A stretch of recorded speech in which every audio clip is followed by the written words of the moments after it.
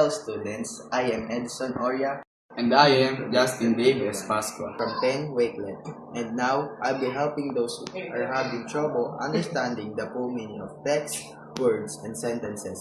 I hope you like this video or unlock a new skill to comprehend what you are reading. Watch till the end.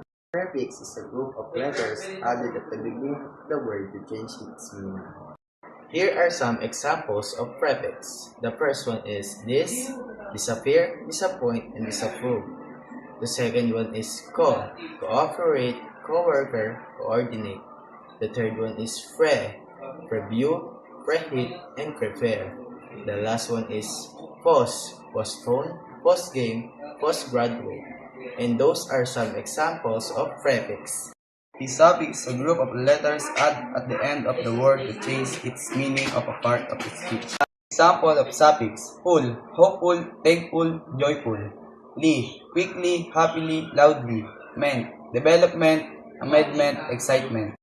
For watching till the end of the video. I am from Tinkerbell! Researchers. I hope you learned a lot from this video. Once again, thank you for watching. Bye!